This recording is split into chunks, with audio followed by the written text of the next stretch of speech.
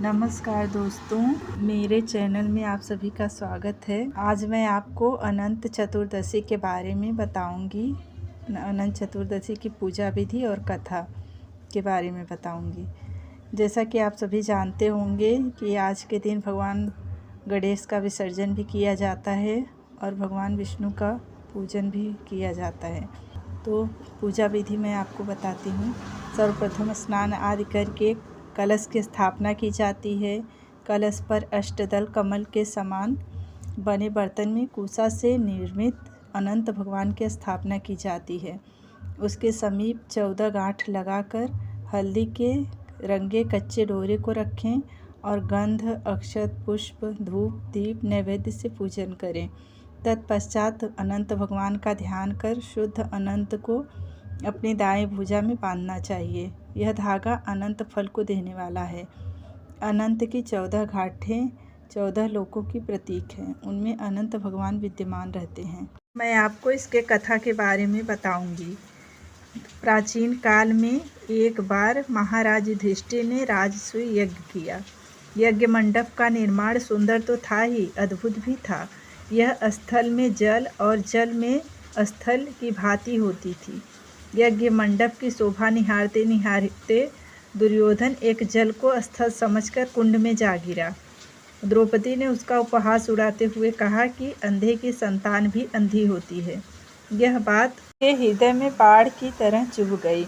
कुछ दिनों बाद इसका बदला लेने के लिए उसने पांडवों को हस्तिनापुर बुलाकर ध्रुत क्रीड़ा में छल से उन्हें परास्त किया।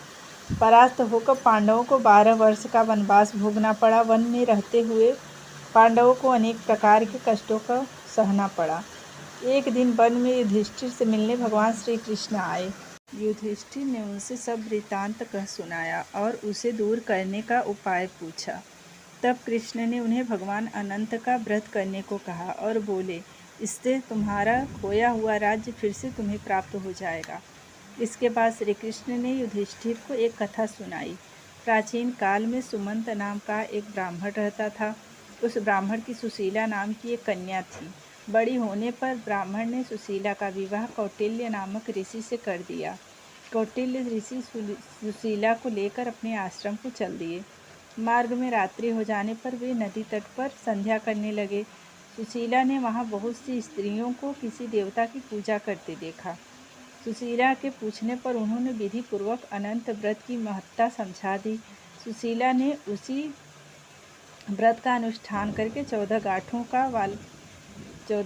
वाला डोरा हाथ में बांध लिया और अपने पति के पास लौट आई। कौटिल्य ऋषि ने सुशीला के हाथ में बंधे धागे के बारे में पूछा तो उसने सब बता दिया। कौटिल्य सुशीला की बातों से अप्रसन्न हो गए तथा उसके हाथ में बंधे डोरे को उन्होंने अग्नि में डाल दिया। यह अनंत भगवान का अपमान था। कौटिल्य ऋषि की सुख संपत्ति नष्ट हो गई। सुशीला ने इसका कारण डोरे के जलने की बात दोहराई। तत्पश्चात करते हुए ऋषि अनंत की खोज में वन में चले गए। जब वे भटकते भटकते निराश होकर गिर पड़े और बेहोश हो गए तो भगवान अनंत दर्शन देकर बोले कि हे कौटिल्य, मेरे अपमान के कारण ही तुम्हारे ऊपर यह विपत्तियों का पहाड़ टूटा है, किंतु तुम्हारे पश्चाताप करने से मैं प्रसन्न हूँ। अब तुम वापस आश्रम जाकर 14 वर्ष तक विधि पूर्वक अनंत व्रत करो, इससे तुम्हारे सारे कष्ट दूर हो जाएंगे। कौटिल्य ऋषि ने वैसा ही किया और उन्हें सारे कष्टों से मुक्ति मिल गई। श्री कृष्ण की आज्ञा मानकर युधिष्ठिर ने अनंत भगवान का व्रत किया, जिसके प्रभाव से पांडवों को महाभारत युद्ध में विजय प्राप्त हुई। अतः सभी को यह व्रत कर भगवान अनंत की कथा सुननी चाहिए। अगर आपको यह कथा अच्छी लगी हो तो लाइक करें, सब्सक्राइब करें और कमेंट में बताएं कि मैं किस तरह की कहानियाँ लेकर आपके लिए आऊँ। धन्यवाद।